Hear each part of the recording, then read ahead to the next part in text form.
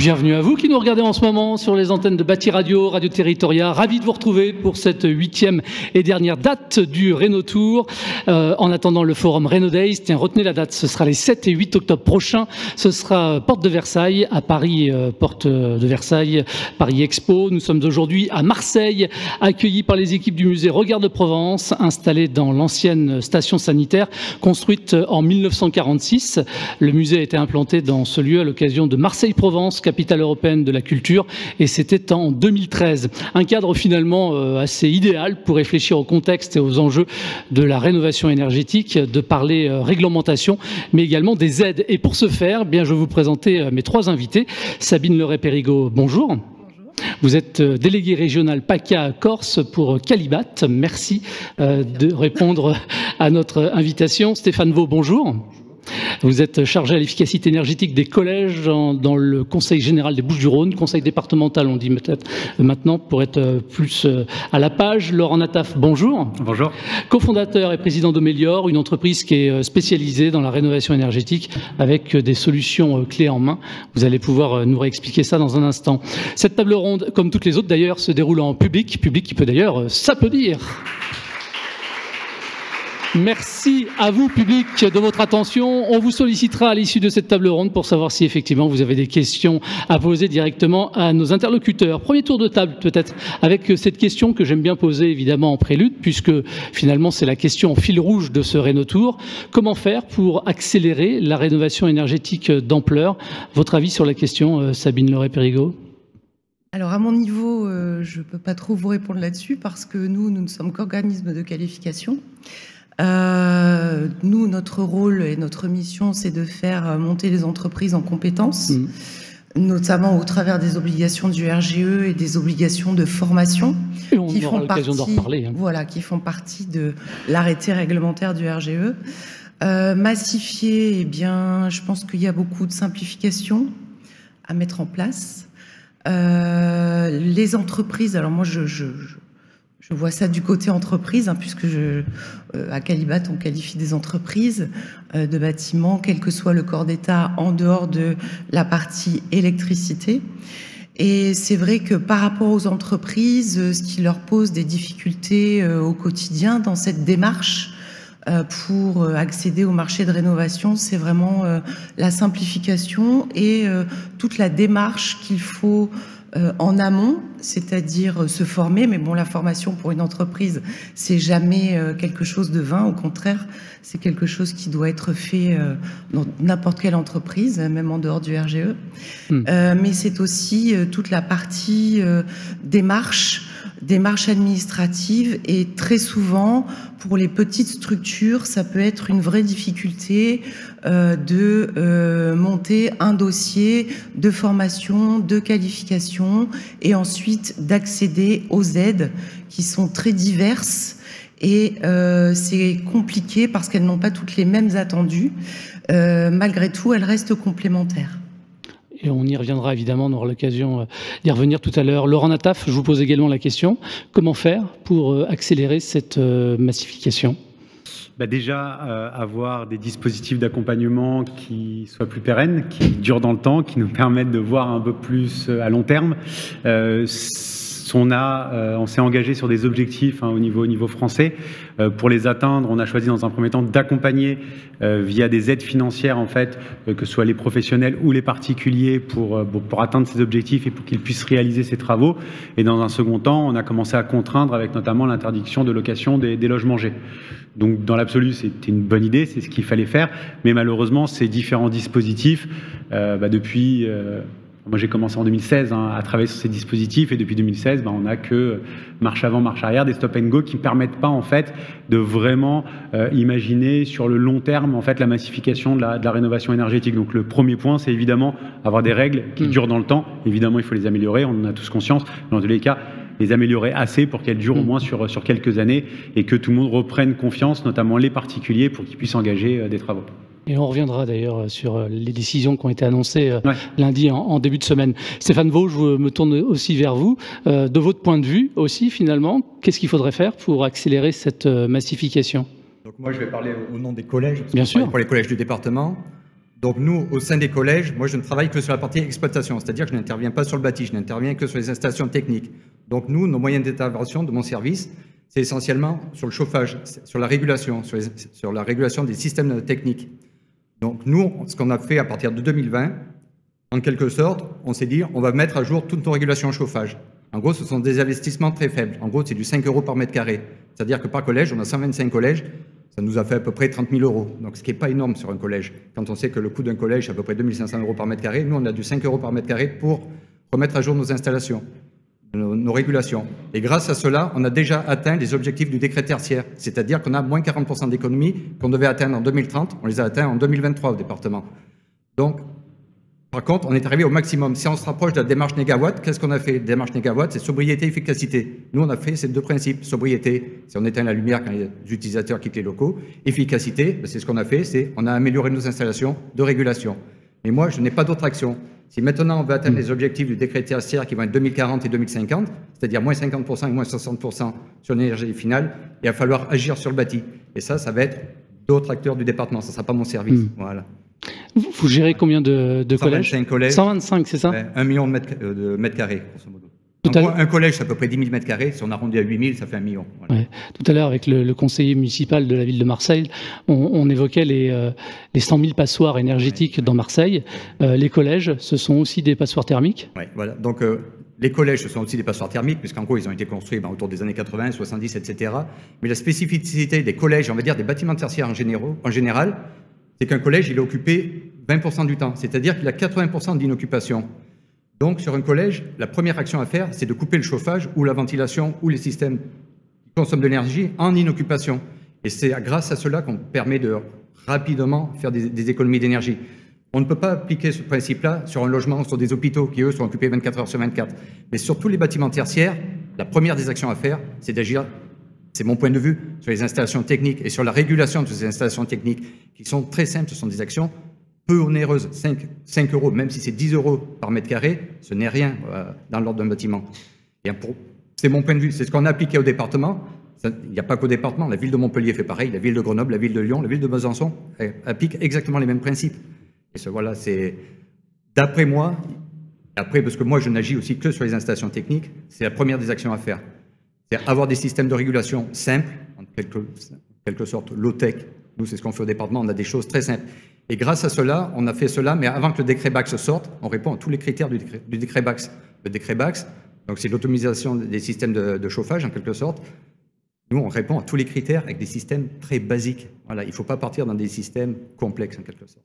Et comment est-ce que vous priorisez finalement vos interventions? On applique tous les collèges.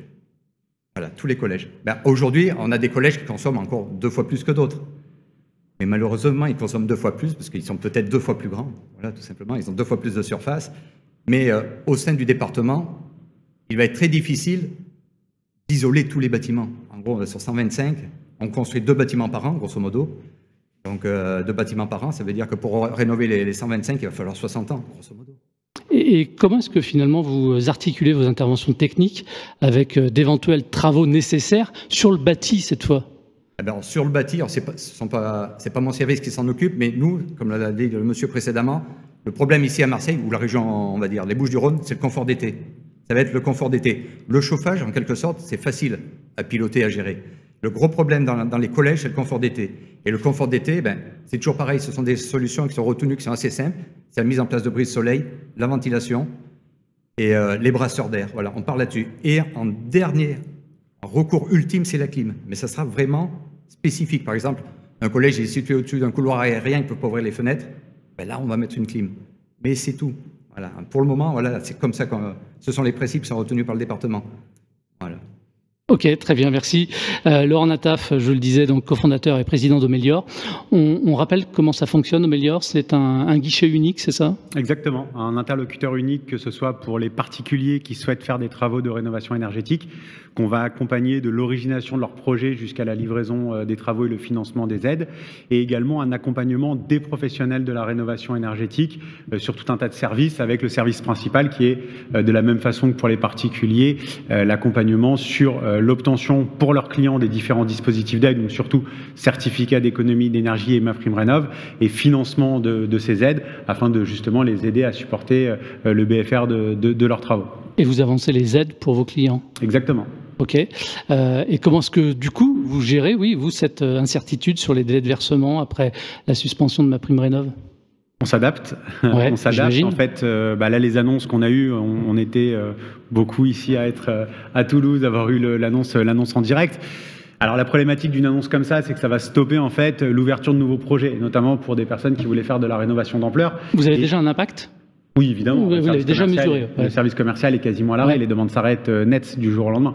Le lancement des monogestes, une semaine après, quand on annonce que finalement on va garder les monogestes, ça aurait pu faire un effet très positif en se disant bon, les clients, ça va les rassurer un petit peu. Et donc? Mais moi, mon premier avis, ce que je vois, c'est qu'au contraire, ça les inquiète, puisqu'ils n'ont pas, en fait, c'est pas très solide en face, en fait, on ne sait pas réellement ce qui se passe. Tout le monde attend en fait à avoir quelque chose de fixe qui dure dans le temps, et en fait chaque nouvelle annonce c'est de pire en pire.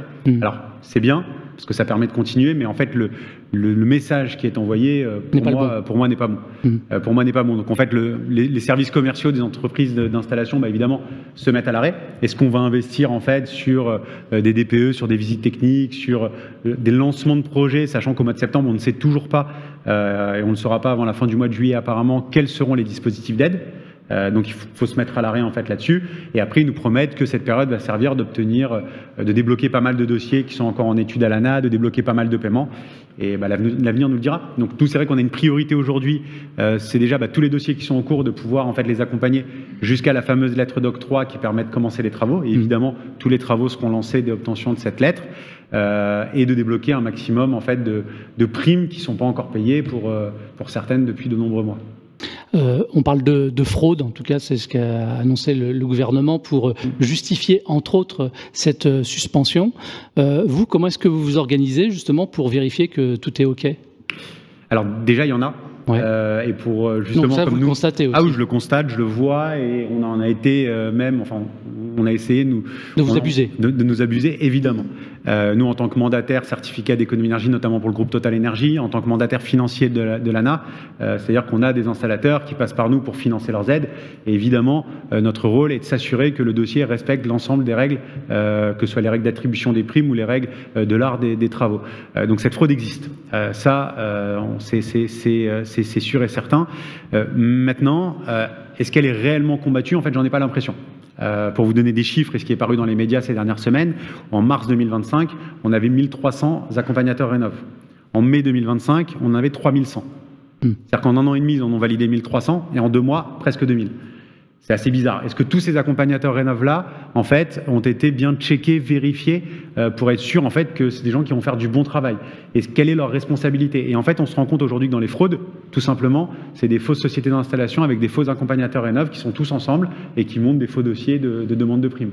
Mais comment, en fait, on peut, après toutes ces années où on nous parle de fraude, de contrôle, etc., valider en 2 mois 2000 accompagnateurs Rénov' sans réellement, en fait, leur mettre la responsabilité sur eux, et même des sanctions fortes pour ceux qui ont fraudé, puisque ça fait depuis 1 an et demi qu'on entend des fraudes sur la rénovation d'ampleur, et depuis 3 ans sur le monogeste. Donc comment en fait on a laissé encore ouvert la porte aux fraudeurs, et pourquoi elle n'a pas été fermée depuis plus longtemps? Et c'est ce qu'on ne comprend pas en fait clairement. Enfin moi ce qui me choque, c'est 2000 accompagnateurs Rénov' en plus en 2 mois. Bon, c'est sûr que dans les 2000, il y en a une partie qui ne sont pas des vrais professionnels de la rénovation énergétique. Dans votre process, vous refusez certains projets quand l'isolation n'est pas priorisée. Pourquoi c'est aussi important pour vous? Parce qu'une rénovation énergétique, notamment dans le résidentiel et pour un particulier, doit toujours commencer par de l'isolation. Alors prenons le cas en fait en hiver. Ça permet en fait de garder la chaleur dans le logement. Et si on change de mode de chauffage dans un logement qui est une passoire thermique, qu'est-ce qui va se passer? Le logement sera en surconsommation. Les chauffages qu'on installe aujourd'hui, ce qui est demandé, c'est la pompe à chaleur. Que ce soit de l'ARR, de l'ARO, c'est le chauffage qui est mis en avant pour justement les projets de rénovation énergétique. Une pompe à chaleur, ça se dimensionne en fonction de la surface du logement et du volume chauffé du logement. Si ce logement laisse sortir la chaleur, la pompe à chaleur va surconsommer.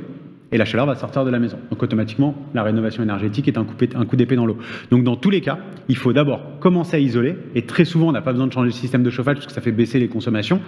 Et si on prend le même exemple en été, par exemple une chaude journée comme aujourd'hui, si vous fermez les volets ou les rideaux et que la maison est parfaitement bien isolée, la fraîcheur va rester dans la maison. Automatiquement. Et si la fraîcheur reste dans la maison, moins d'utilisation de climatisation pour ceux qui en ont, un meilleur confort également dans le bâtiment. Donc tout doit toujours commencer par l'isolation. Et ça, c'est toujours le premier point. Donc une rénovation d'ampleur, on fait l'isolation, le chauffage et d'autres choses.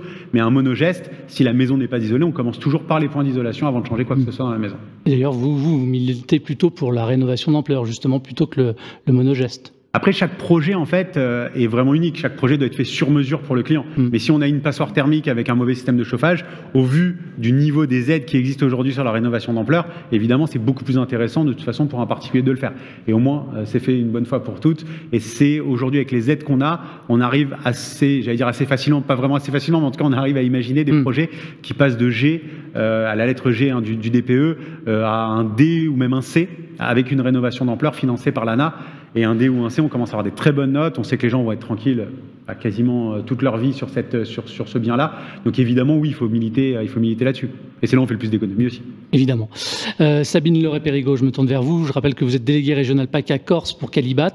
Est-ce qu'on peut rappeler, déjà dans un premier temps, peut-être, même si vous l'avez dit brièvement tout à l'heure, mais le rôle et les missions principales de Qualibat, notamment dans un contexte qui nous intéresse, celui de la rénovation énergétique? Alors, par rapport à la rénovation énergétique, nous, on a une mission on a une délégation de service public, c'est-à-dire que les pouvoirs publics nous ont confié le fait de vérifier les dossiers des entreprises, les formations, etc., que ce soit sur la partie isolation, parce que on a 2 grandes familles en RGE. C'est la famille isolation, donc comme disait Monsieur Nataf, tout ce qui est ITE, ITI, etc., et quelle que soit la technique mise en œuvre, les fenêtres aussi, on n'en a pas parlé, mais ça fait partie de l'isolation. Et ensuite, on a toute la partie système, ce qu'on appelle la famille système, et qui fait appel à plutôt des énergies renouvelables, comme la pompe à chaleur, le solaire thermique, le solaire photovoltaïque et la chaudière biomasse. Donc, pour toutes ces activités-là, les entreprises et les différents arrêtés RGE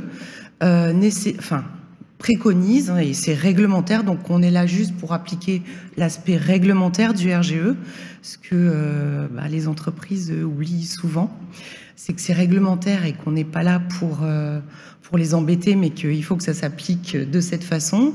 Donc on vérifie bien sûr les formations, quelles ont les compétences, quels ont tous les documents qui vont bien, c'est-à-dire l'assurance décennale pour les activités pour lesquelles elles demandent à être qualifiées. On va vérifier l'URSSAF, on va vérifier la caisse des congés payés.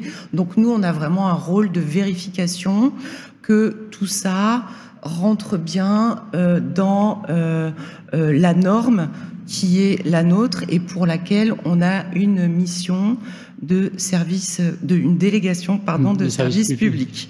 Par rapport à ça, ensuite, on va regarder aussi l'aspect technique quand l'entreprise est en mesure de nous fournir des chantiers pour l'activité pour laquelle elle demande à être qualifiée, et on va vérifier plusieurs éléments dans ces chantiers-là. Donc, c'est au minimum 2 références, 3 références pour une première demande, et on va vérifier tous ces chantiers, donc devis, factures, les photos si on en demande, les R, les étasses pour tout ce qui est système, et on va vérifier que l'entreprise travaille bien dans les règles de l'art. Et ensuite, cette vérification, elle est prolongée par rapport à l'arrêté RGE, puisque l'arrêté RGE prévoit qu'il y ait un audit à minima sur chantier. Donc tout dépend du nombre de catégories RGE que l'entreprise détient, mais il faut à minima un audit RGE sur chantier. C'est-à-dire qu'on a un auditeur externe, qui n'est pas salarié Qualibat, qui va intervenir pour vérifier si le chantier est bien réalisé dans les règles de l'art. Et pour cela, l'auditeur s'appuie sur des grilles sur lesquelles il y a plusieurs éléments à vérifier, une trentaine en moyenne en fonction de la catégorie RGE visée, et ces grilles sont validées par le ministère. C'est-à-dire que tous les organismes qui sont susceptibles de délivrer des qualifications métier, mais aussi RGE, puisque notre rôle initial, ce sont des qualifications métiers, mais depuis le RGE, nous délivrons aussi des catégories RGE, donc ce qu'on appelle, nous, une mention RGE avec plusieurs catégories. Et ces catégories-là doivent toutes être vérifiées. Donc, il y en a certaines qui sont critiques, comme l'isolation par soufflage, où il y a eu passé un temps beaucoup de fraude, puisque c'est remonté dans diverses émissions de télé. L'isolation thermique par l'extérieur, alors ne fait pas partie des catégories critiques, mais elle mériterait peut-être de l'être, parce que techniquement, c'est vraiment très particulier à mettre en œuvre et on voit beaucoup d'erreurs dans la mise en œuvre dans les dossiers qui nous sont soumis. Et il y a aussi tout ce qui est chaudière biomasse, pompe à chaleur. Donc la pompe à chaleur est vraiment une catégorie RGE qui est très vérifiée. Donc c'est pareil, c'est une catégorie critique. Et on a aussi tout ce qui est isolation des planchers bas. Voilà, tout ça est vérifié. Ok, tout ça est processus. Dans le processus qui peut être assez long. Alors long, tout dépend de la réactivité de l'entreprise, en fait. Parce qu'on dit toujours qu'on est long à qualifier les entreprises, mais ce qu'il faut... Pour peu que l'entreprise soit réactive, justement. Alors, pour peu que l'entreprise soit réactive, le processus est le suivant. Déjà, elle va commencer par faire sa formation, soit le FIBAT, soit une formation énergie renouvelable, si la catégorie RGE ou la qualification métier demandée est une énergie renouvelable. Donc ça, je lui conseillerais de déjà commencer par cela. Si entre-temps, elle veut soumettre son dossier, elle peut le faire, mais on ne pourra le présenter à la commission d'examen qu'à partir du moment où le dossier sera complet, c'est-à-dire avec l'attestation de formation. Donc ça, c'est une obligation. En région PACA, ils sont réactifs ? Tout dépend. J'ai pas de règles à vous donner, mais en tout cas, nous, on essaie d'être réactifs. Et je parle ici pour tous mes collègues, France entière, c'est-à-dire que quand l'entreprise nous fait une première demande de RGE, on sait très bien qu'elle en a besoin pour répondre à des appels d'offres ou à des rénovations qui sont demandées par ses clients. Donc, dès que le dossier est complet, c'est-à-dire instruit par nos secrétariats, on le passe en priorité à la première commission disponible. Alors, ici ou là, on peut entendre parfois qu'il s'agit d'un vrai parcours du combattant pour les artisans qui souhaitent justement se qualifier RGE. Est-ce que vous mettez en place des leviers, justement, peut-être pour simplifier, accélérer les démarches, mieux accompagner aussi les entreprises? Alors, nous, on ne peut pas accélérer les démarches parce que effectivement, la démarche de demander une qualification, c'est une démarche volontaire. Déjà, on ne peut pas le faire à la place de l'entreprise et on part du principe qu'à partir du moment où c'est une démarche volontaire, l'entreprise va être motivée à le faire. Alors, c'est vrai qu'administrativement, on demande pas mal de choses, mais on vérifie des choses sur dossier dans un premier temps, donc on est obligé de demander aux entreprises un certain nombre d'éléments pour pouvoir juger des compétences, parce que c'est ça qu'on va vraiment regarder, et aussi du fait que l'entreprise soit en règle avec tous ces documents administratifs obligatoires. Donc ça, c'est vraiment la base de la délivrance de la qualification. Et ensuite, on va plutôt l'accompagner dans la démarche. Bien sûr, aujourd'hui, tous les dossiers sont dématérialisés, ce qui a déstabilisé pas mal d'entreprises. Mais aujourd'hui, tout est faisable sur l'espace de l'entreprise. Tout est récupérable aussi sur l'espace de l'entreprise. C'est-à-dire qu'une fois que l'entreprise est qualifiée, elle va pouvoir récupérer son certificat de qualification, que je vous encourage à regarder, mais je pense que c'est déjà quelque chose que vous faites. Parce que c'est vrai qu'il y a beaucoup de fraude. Nous, on a beaucoup de fraude au certificat, c'est-à-dire qu'on a des entreprises qui disent qu'elles sont qualifiées, qui falsifient le certificat d'autres entreprises. Donc, on a pris des mesures pour justement que ce certificat ne soit plus falsifiable. Mais c'est vrai que beaucoup d'entreprises qui ne sont pas RGE utilisent des faux certificats, par exemple. Oui. Voilà. Ok. Est-ce qu'il y a des dispositifs pour mieux prendre en compte aussi les réalités énergétiques de chaque territoire ? Alors non, nous on n'a pas cette démarche-là parce que cette démarche-là ne nous appartient pas. On connaît les aides bien sûr puisque ça fait partie de notre travail, en tout cas de notre culture générale, mais c'est vrai que c'est pas forcément quelque chose qu'on va regarder sur les dossiers parce que nous avons nos propres règles et c'est vrai que la norme fait que on applique notre règle en premier.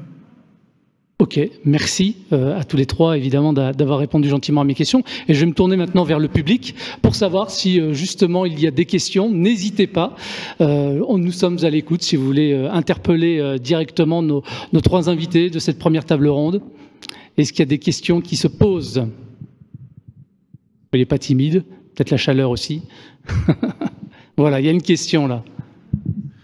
Bonjour. Bonjour. La question se porte sur les collèges. Oui. Je voulais savoir comment aujourd'hui, vous avez parlé de l'exploitation, Oui. des solutions que vous avez mises en place. Comment vous les suivez au quotidien sur l'ensemble de ces collèges? Donc, on a un outil qui est Énergisme, sur lequel on a remonté les données, en gros des consignes, température de départ de tous les capteurs, donc des types d'automates, donc les marques WIT et la marque Siemens. Et après, on suit aussi, donc on a les API, qui remontent aussi sur WIT, les API de Enedis, GRDF et de l'eau. Donc on peut suivre au quotidien, on a tous nos indicateurs au quotidien. Sauf qu'en quelque sorte, si on a 125 collèges, on a 100 points par collège, ça fait 1200 points. Donc on a créé des alertes, parce que sinon c'est impossible. Voilà. Par contre, ce qu'on a oublié de dire lors de cette table ronde, on a beaucoup parlé d'isolation. Pour moi, pour les collèges et les écoles, il y a un gros problème, c'est le niveau de qualité d'air intérieur. C'est-à-dire? C'est-à-dire qu'aujourd'hui, on oublie la qualité d'air. Lors de la rénovation des bâtiments scolaires, on est sur des taux de renouvellement d'air beaucoup trop faibles. Et donc, il va falloir... les taux de renouvellement d'air réglementaires, il est à 15 ou 18 mètres cubes. Ça dépend si on est en maternelle, en primaire ou en secondaire. Mais il faut passer entre 25 et 30. Et c'est-à-dire que dans la rénovation, on a des gains énormes. Et donc, en cas de rénovation, souvent... la ventilation n'est pas prise en compte. Et on arrive sur des écoles, ce sont des cocottes minutes, et on est à du 3000 ppm par salle de classe. Nous, on le mesure. On a des sondes de CO2 dans chaque local. Pardon. Et donc, on se rend compte que la ventilation, dans le cadre de la rénovation énergétique, c'est le point faible, c'est le point noir. Et il faut vraiment la prendre en compte. C'est une contrainte énorme pour les architectes, parce que ça veut dire qu'il faut créer des locaux techniques. Et ça, c'est une grosse contrainte. Parce qu'une ventilation sur une salle de classe, quand vous avez 30 élèves dans une salle de classe, oui. Une ventilation, elle va pouvoir gérer 4 à 6 salles de classe maximum. Donc il faut trouver un local technique pour pouvoir souffler sur ces 4 à 6 salles de classe. Mais c'est aussi un moyen, puisqu'aujourd'hui on ne va avoir que du double flux, c'est aussi un moyen de faire de rafraîchissement nocturne dans les collèges ou toutes les écoles. Voilà. Donc ce sont des choses qui sont très simples à mettre en œuvre, sauf que la ventilation coûte très cher. Voilà. Donc, mais il ne faut pas l'oublier, dans le cadre de la rénovation, je parle moi des bâtiments tertiaires. Dans un logement, ce n'est pas du tout la même chose. Mais dans tout ce qui est scolaire, de la maternelle jusqu'au lycée, parce qu'après l'enseignement supérieur, moi je ne connais pas assez, mais il y a un gros point noir pour moi, c'est la ventilation.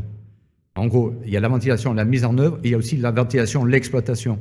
Les exploitants, je ne sais pas s'il y a des exploitants, mais c'est catastrophique, je veux dire. Voilà. Les filtres non remplacés, voilà, ce n'est que ça. Et souvent, mal remplacés. Pourquoi? Parce que les ventilations sont mises là où on trouve de la place, c'est-à-dire en faux plafond, c'est-à-dire dans des locaux techniques inaccessibles. Personne ne peut y aller. Donc la ventilation, c'est le gros point noir de la rénovation énergétique. Moi, je parle de tout ce qui est milieu scolaire. Voilà. Le logement, on n'est pas sur la même chose, parce qu'en gros, quand on est 4 ou 5 sur 60 mètres carrés, ça fait une personne pour 10 mètres carrés. Donc, mais c'est pas la même chose, c'est pas les mêmes rapports. Dans une école, on est une personne pour 2 mètres carrés. Voilà, donc c'est cette chose-là. Oui, mais on a des indicateurs, on suit tout, on a mesure consigne. En gros, ce qu'on a mis en place, c'est la méthode des MAAC, ce qui est mis en place dans l'industrie, c'est-à-dire définir, mesurer, analyser, améliorer, contrôler. Voilà, ça c'est ce qui est mis en place dans l'industrie depuis 50 ans, mais c'est ce que l'on a mis en place au département, mais c'est pas nouveau, hein. C'est ce que tout le monde fait, c'est ce que l'on doit faire. C'est le seul moyen d'un contrôle d'une installation. Parce que et après, ce qu'on a mis en place aussi au département, c'est que nos installations, ce n'est pas la chaudière qui produit pour les consommateurs, c'est le contraire. Ce sont les consommateurs qui envoient l'information aux producteurs, à la chaudière. Donc tout à l'heure, vous parliez de pompe à chaleur, et c'est exactement ça. Une pompe à chaleur, elle ne peut être mise sur un bâtiment que s'il est isolé. Quand on est sur des chaudières, on est sur du 80-60, une pompe à chaleur, on est sur du 50. Donc si on n'isole pas le bâtiment, la pompe à chaleur ne fonctionnera jamais. Eh ben voilà, une réponse en tout cas hyper complète.